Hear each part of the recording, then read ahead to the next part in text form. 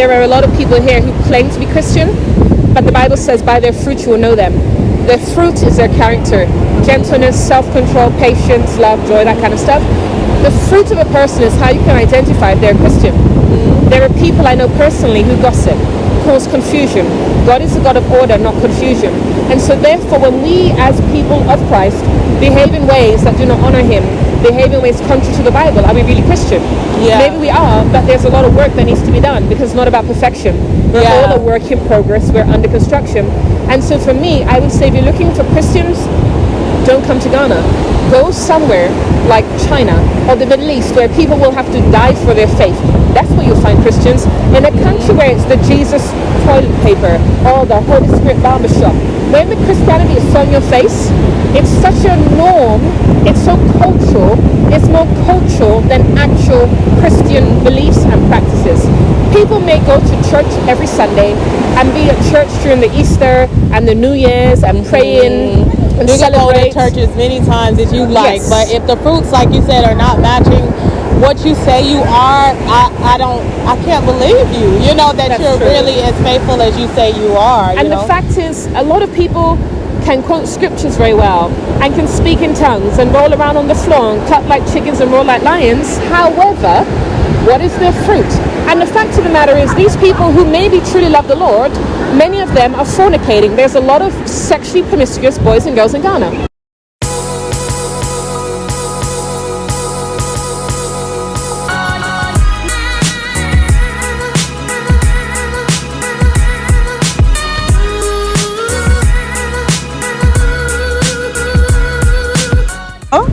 Hey you guys, it's Lala's Journey. Today I'm here with Juanita, and she wanted to tell me about her experience in Ghana, which has not been all positive, but I wanted her to share her truth.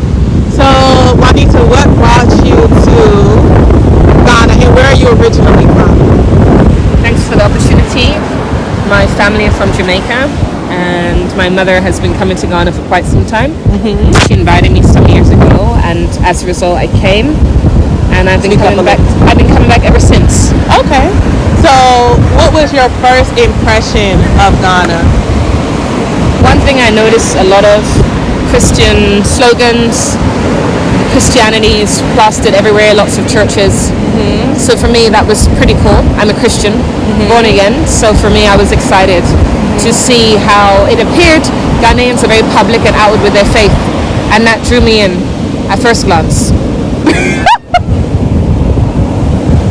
No, I'm laughing because I already see where you're going to go with it. So, what has been your experience up to now? Is it all positive, negative? Is it like 50% positive, 50% negative, 100% negative? I wouldn't say a percentage. I think that'd be unreasonable. But what I will say is I've traveled to 41 countries.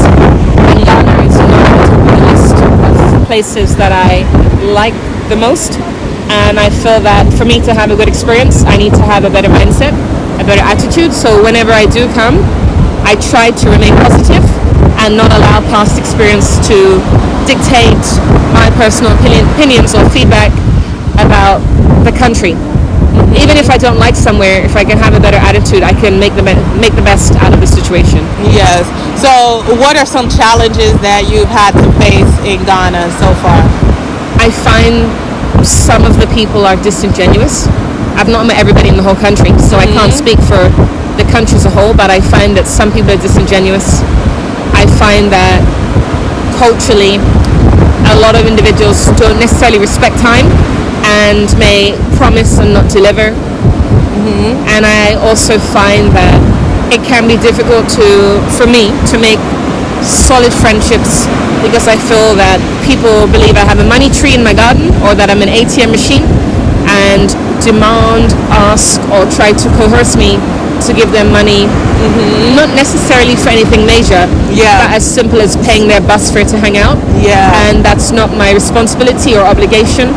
And as a missionary for 10 years, I'm not in any financial position to pay for people's bus fare, and if I want to hang out with someone, I'm not going to pay you to be my friend. So you're a missionary here. Is that what brought you to Ghana, besides your mother? I would say yeah, because I've been coming back frequently, and I come back for the weather. I come back as a vegan. It's not a vegan country. but there's a lot of fruit and vegetables on the street that are very delicious, low priced. And as a vegan who loves tropical fruit, for sure, that's one of my motivations to return.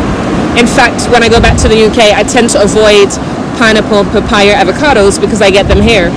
And so for me, my desire is to educate people around the world. And Ghana, I've come many a time for that possibility to be able to share my knowledge.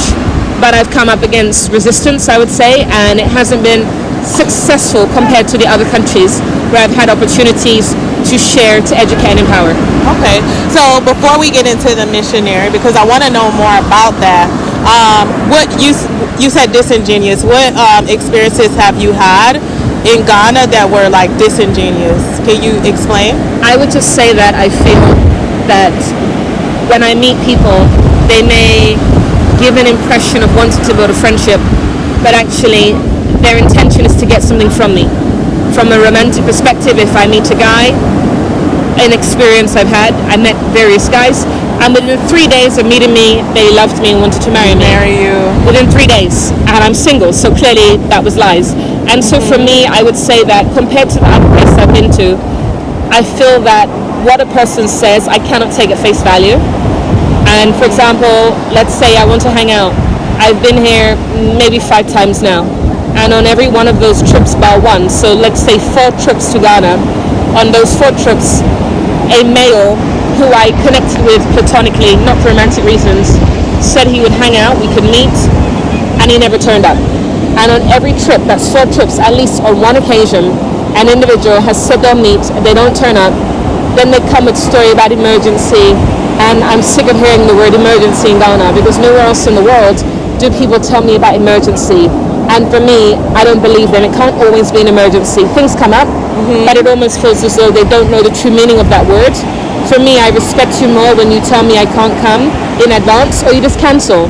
But to not turn up, to conveniently turn off your phone, turn off your internet, that is very suspect, and I don't appreciate it. It feels like you don't respect me on my time. So what advice would you have for women who are coming to Ghana to specifically look for love? I would say look somewhere else. Let's be honest with you.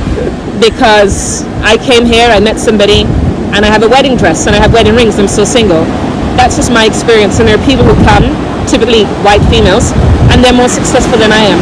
So I don't have any advice. My advice would be to stay away and go to another country. Wow. Just because of my own experience, but everyone's different. So I'm speaking from a biased perspective of being burnt 3 times. Oh, wait, you bought 3 wedding dresses? I didn't buy 3 wedding dresses, I'm not a fool, but I'm just saying I've been burnt. Okay. And burnt doesn't mean literally speaking. You didn't strike me as a fool. That's what I was Thank like, you know, God. anybody can be fooled once or twice though, you know? Thank God she didn't say 3 times I was fooled. No, I got burnt 3 times, I don't mean literally, but 3 times I got burnt, 1 wedding dress. I'm not buying wedding dresses, I've got 1, I don't need any more. So just, you know, do you feel like it's good and bad everywhere, or do you feel like the majority of Ghanaian men will do that, or is it just men that are in need or searching for stability? I wouldn't say that it's 100% bad, because that would be ignorant. Every place, as a Christian, I believe every place has good and every place has bad. It may be 50-50, 75-25. It's hard for me to say because my experience is limited. But what I would say is that people in the world take advantage. It's not a Ghanaian thing. People in the world take advantage. And what I feel in Ghana, they will find a way in. And as a Christian, they will find a way in by quoting scripture or talking about dreams and prophecies. But like I just said, I'm not a fool. And a person can come with a dream and prophecy, that will not sway me. A person can quote scriptures, that will not sway me. The 3 guys who hurt me, 2 I dated, and they were allegedly Christian, were just trying to use me to sleep with me. They did not succeed because the Bible is clear about sex after marriage, not before. And then the 3rd guy is a narcissist. And so for me, personally, what I would say is, from experience, scripture quoting, dreams and visions is what a Christian male may choose to do to a Christian female if that's his intention, in the sense of he wants to be in a relationship with you, whether for money, sex, passport, whatever his motivations, he will use that. That doesn't mean that he's a bad person, because we as people may take advantage of a situation or a circumstance. Yeah, it's a survival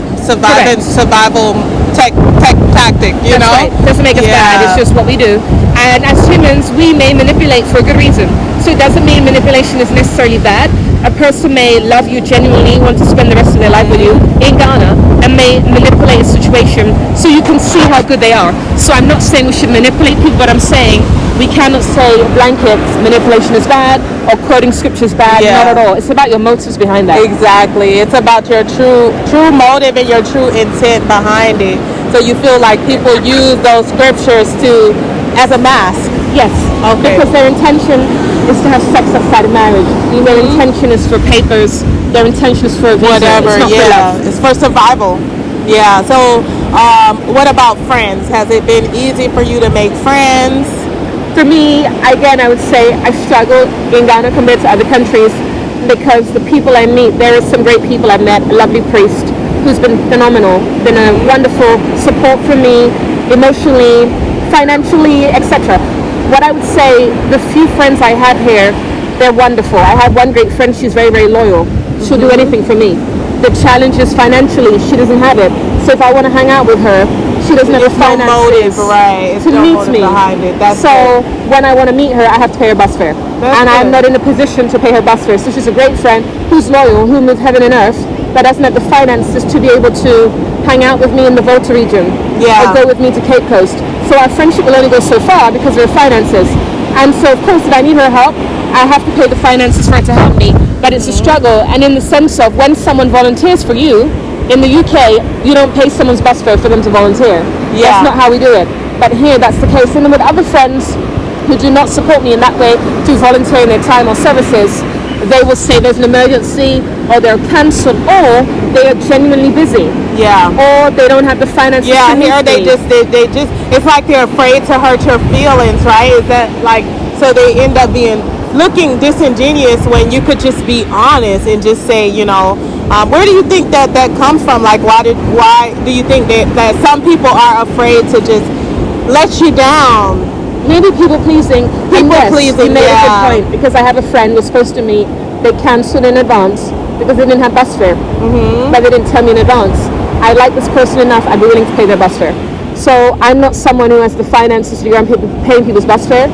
I'm a missionary, and so that's not my place, position, or responsibility. But if I really love you, I really care about you, and I really want to spend quality time because I'm leaving for 6 months, a year, 2 years, or 3 weeks, I'm willing to make that investment.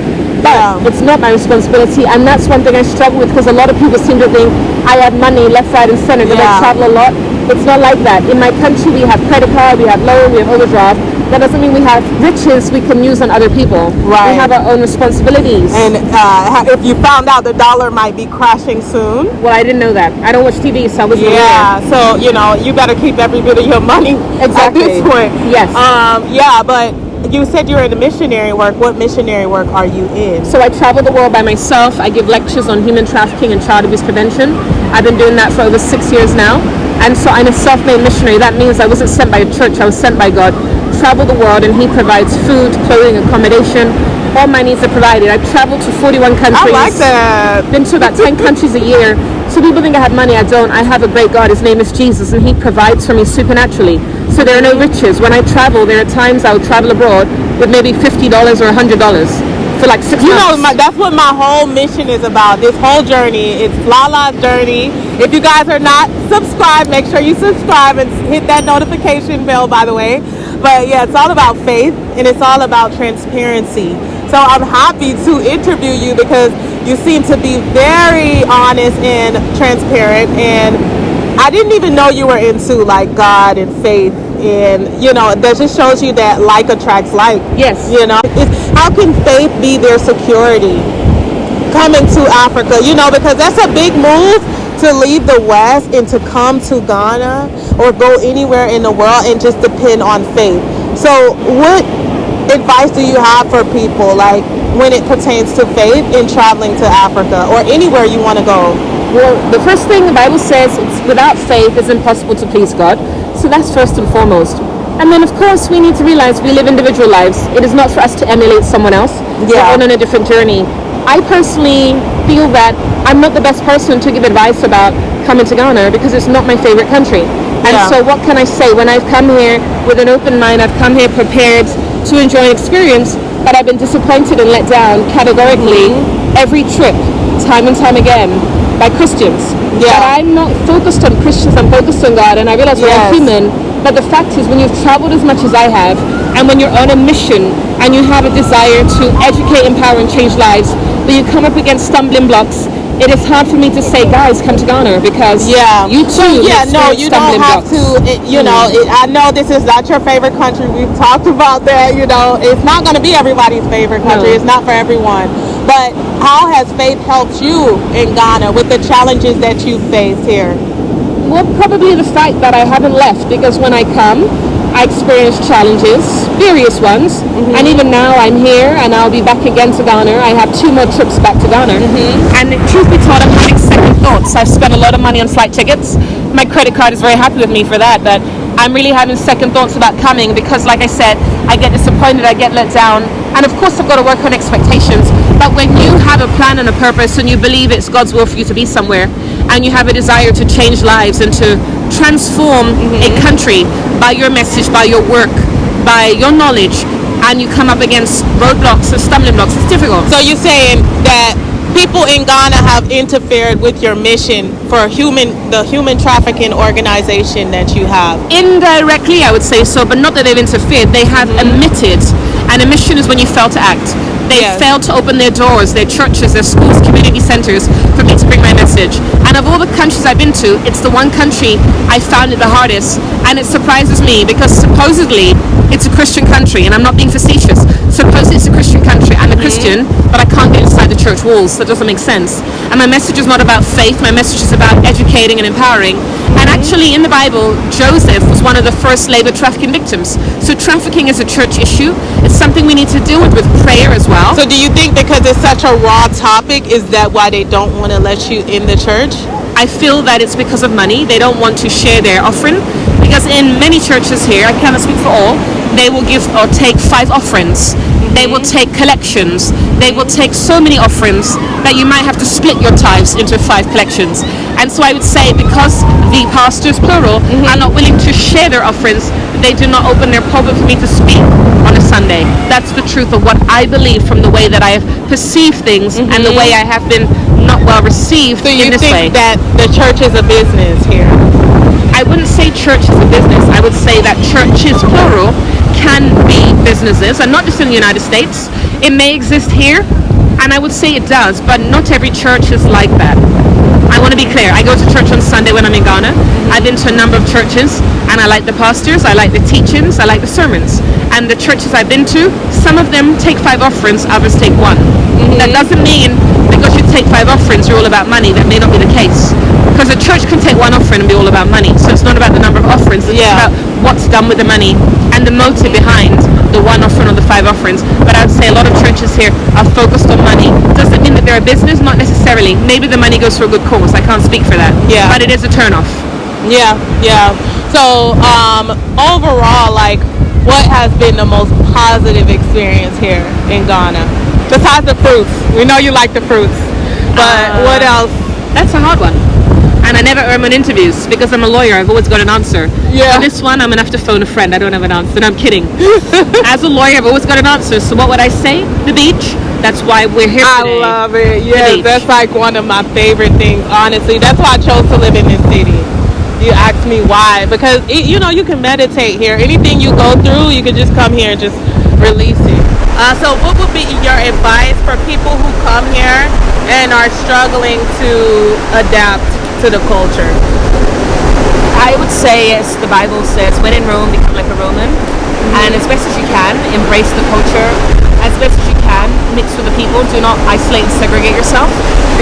I'm Jamaican, born in England, and for me, I do not consider myself to be an African. I am British with Jamaican parents.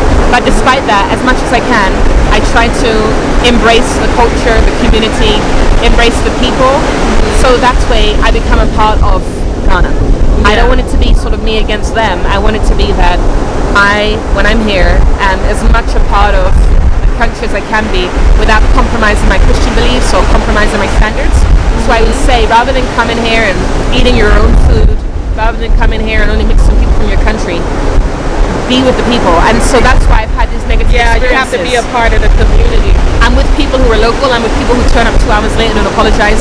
That's because I'm mixing with the people. Otherwise, those things wouldn't happen. Yeah, So it doesn't honestly. mean that they're bad people. It just means that I'm doing the right thing by engaging with such people Yeah. to have those experiences. And I know that they're always late, so I become used to that. And I learn how to manage my expectations. So it's Yeah, about that. exactly. It's exactly. You have to merge with the community. Otherwise, it would be hard to survive, honestly. So what are some misconceptions that people have about Ghana?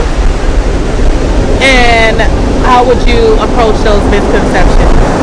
To be honest, I don't know any misconceptions, but the one that I've heard, people think that Ghana is suitable for vegans. It's not.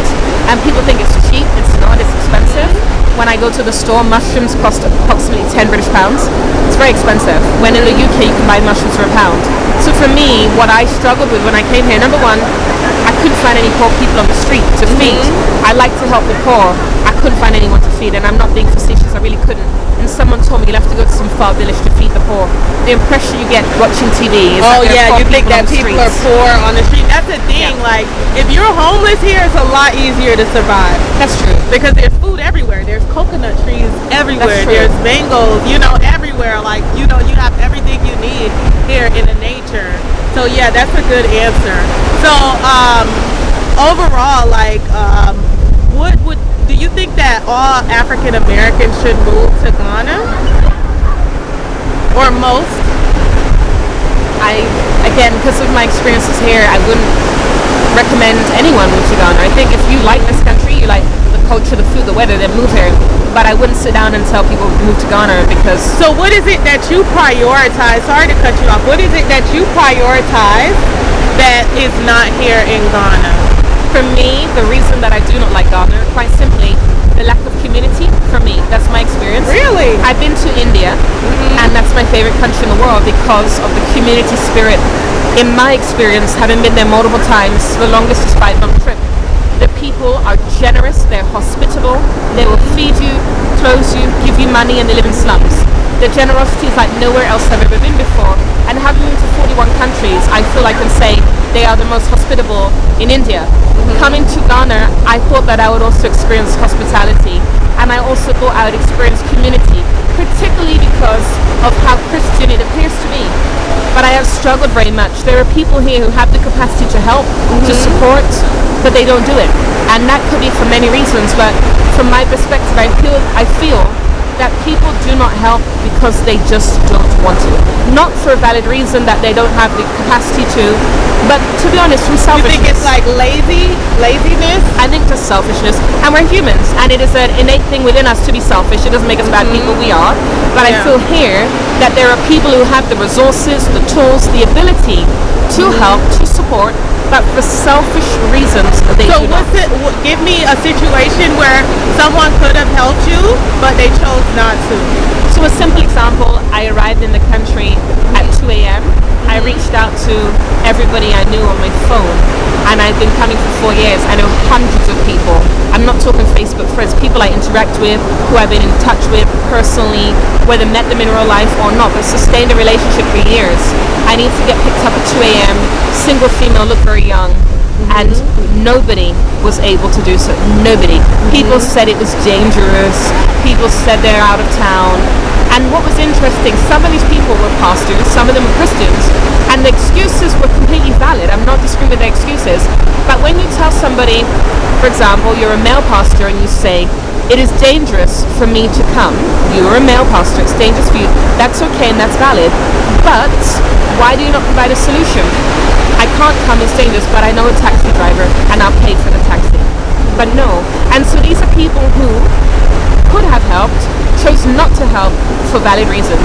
They didn't provide an alternative. And so for me, it's no one's responsibility to pick me up from the airport, not at all. But it would be nice if they offered an alternative solution, because I'm not here for a holiday. Yeah. I'm here to do ministry, I'm here to help, here to make a difference. I love to give lectures. I give lectures around the world for free. I take donations. When I'm in Trinidad, I speak 7 days a week till I lose my voice from exhaustion and from no microphone. And so when I give those lectures, I'm giving them multiple times a day, but I love what I do, but I have not had such success in Ghana. And so what I'm saying is I would like to replicate what I do in Trinidad here. Yeah. It's not a holiday. I would love to be speaking every day that I'm on this trip, which is why I'm here. I'm here to provide a message, but I'm not given that chance. Once you are used to a certain standard, it's kind of hard to go back to, a lower standard of what you're used to. That's right. So, what is some things that you think can overall improve in Ghana for it to be more welcoming for people like yourself? For me, I would say that people need to be selfless. They need to practice what they preach. And I'm not referring to the pastors, I'm referring to the people. Yeah. So if you were talking about Christianity, would you suggest that if someone's looking for a Christian community, should they move here or not? I don't think so. Why? Because my personal belief, the Bible says many say, Lord, Lord, and will not enter the gates. I cast out demons in your name, I healed in your name, and Jesus will say, I don't know you. There are a lot of people here who claim to be Christian, but the Bible says by their fruit you will know them. Their fruit is their character. Gentleness, self-control, patience, love, joy, that kind of stuff. The fruit of a person is how you can identify if they're a Christian. There are people I know personally who gossip, cause confusion. God is a God of order, not confusion. And so therefore, when we as people of Christ behave in ways that do not honor him, behave in ways contrary to the Bible, are we really Christian? Yeah. Maybe we are, but there's a lot of work that needs to be done because it's not about perfection. We're all a work in progress. We're under construction. And so for me, I would say if you're looking for Christians, don't come to Ghana. Go somewhere like China or the Middle East where people will have to die for their faith. That's where you'll find Christians. In a country where it's the Jesus toilet paper or the Holy Spirit barbershop, when the Christianity is on your face, it's such a norm, it's so cultural, it's more cultural than actual Christian beliefs and practices. People may go to church every Sunday and be at church during the Easter and the New Year's and praying and you can go to celebrate. church as many times as you like, Yes. but if the fruits, like you said, are not matching what you say you are, I can't believe you. That That's you're true. really as faithful as you say you are. And the fact is, a lot of people can quote scriptures very well and can speak in tongues and roll around on the floor and clap like chickens and roar like lions. However, what is their fruit? And the fact of the matter is, these people who maybe truly love the Lord, many of them are fornicating. There's a lot of sexually promiscuous boys and girls in Ghana. Speaking of that, I'm going to cut it right there. No. Speaking of that, on a Sunday, I decided to come here to the beach. This was 2 weeks ago. And I'm on Coco Brite Beach, right? I'm trying to have a nice day with my daughter. This little girl, I swear she had the spirit of Jezebel to 100%. She was dry humping another girl in front of these guys and acting like she was having the roughest sex on the planet Earth. She was making noises like it was a porno, and she was dry humping this other girl. I got a little footage of it. I don't even want to put it on the channel, like look at this. Anyways, you see that? So right now we looking at some sexual behavior right now, but she was doing all of this, and every man, every woman just watched her. They didn't say anything, and I'm like, are you not going to go up to this girl and tell her, please stop? There's children around, there's people. Nobody said anything. So what do you think about that? Number one, it's very upsetting to hear that. Number two, it sounds like that child, how old was she? She was like 18, 19. She definitely been touched, abused, something. She was 19 and the other child is approximately how old? They were in their teens, late teens, early 20s, definitely. That's a concern. Number one, it sounds like lesbian behavior. Yes. And in a Christian country, the Bible is clear about males and females, so that sounds like lesbian behavior, number one. Yes, it very much was. Number two, when you're not married, you should not engage in sex. And when you are married, sex is for male and female, not two females or two males. Exactly. And then the third thing, because of her age, I cannot specifically insinuate you don't want to that she was abused or not, but if she was a young child, I would say that sounds like she has been a victim of sexual abuse. At this age, this teenager may be exposed to pornography, maybe has lesbian attractions. But the fact of the matter that people stood by and watched, Yeah, In my that was country, not in the good. UK, that would be indecent exposure. Yeah. And that would be illegal because you Yeah. can't engage in sex in a public place, regardless if you're a lesbian, gay, or straight. I mean, people just watch. It went on for like 30 minutes, and I'm like, come on, like, you know, you have to speak up in instances like this, or it doesn't give a good representation of the country. So, what type of person do you think is meant to live in Ghana? I know it's not for you, but what type of person do you think is meant to be here? Someone who isn't vegan, somebody who is independent, is financially stable, someone who has an open-mindedness where that they can brush off the discrepancies of the people, somebody who isn't a timekeeper where they're relaxed and they don't have engagements that must be within a certain time frame because the traffic is intense, people often are late, they don't necessarily consider that you have other plans going on. So I would say someone with money, someone who's carefree, somebody who loves meat, fish, someone who loves Ghanaians. If you have Ghanaian friends, if you like the Ghanaian culture, because you've been around them, wherever you're from, you've been around Ghanaians, this is the place for you. But if you're someone who's a timekeeper, someone who doesn't have a lot of money, someone who is looking for deep, intimate, meaningful relationships where it's both-sided. It's not you having to pay bus fare or you having to drive people around or you having to, but it works both ways. Yeah. And this isn't for you because if you want your friends to sometimes pay your bus fare or to take you out and maybe pay for your drink, this isn't necessarily the So what place for about you. like in the city where people have a little more money, they have a little more access to... Which is true, but it's about whether you're able to fit into those groups and how will you find them? Because you may meet them, but will you get on? Will you have things in common? Will it just be you're both wealthy? Or will it be that you actually enjoy spending quality time with that person? Yeah, So because you these are can't things to come here consider. depending on that. You don't know if you're going to fit into that crowd. So the majority of Ghanaians are not that type of person is what you're saying. Okay. It depends, because there are many wealthy Ghanaians, so I don't want to seem like they're not. But it's whether or not you'll have things in common with them. It's whether or not they have the time of day for you. I know wealthy Ghanaians. I know Ghanaians who are TV and radio hosts, but they don't have time for me. So what can I say? Exactly. And I don't want anything from them. I don't want money. I don't want goods. I want nothing. I just want to be able to share my message. And the fact that I've struggled to even have them open the door for me at their church, at their TV or radio station. What about if you want to hang out with them on a social level? Will they open that door? I don't have an answer to that. I really don't know. Yeah. So in conclusion, how long do you see yourself living in Ghana? And what is your mission for, what are your goals for spreading your mission throughout Ghana? I would never live in Ghana. That's definitely a no-no. So that's not going to happen. For me, I'm here as long as God keeps me. As long as the Lord keeps me, I'm here. As I said, when I come, I try as best I can to have a positive attitude. But imagine you land at 2 a.m. and no one is willing to pick you up. By God's grace, a police officer who works in Ghana but is overseas was able to connect me to a police officer in Ghana, and I did get picked up. But that's two people who never met me, complete strangers. Whereas the people I've known for years, for months, weren't able to help. It's disappointing. But I won't allow that experience to tarnish or taint my current trip. At the end of the day, somebody helped me, and that's what I focus on. Exactly. So the reason I wanted to bring you onto my channel is because I'm all about transparency and honesty, and I like to try to interview as many expats as possible just to get your truth, because there is someone like you that I don't want them to waste their time even coming to Ghana if it's not for them. And I also want you to share your positives as well, which I appreciate you doing. So if you're on my channel, please be mature. You have to be mature because it's all about honesty, and at the end of the day, I'm not here to people please. So I hope you guys enjoyed this interview. Even though I have had positive experiences here, I've also had negative.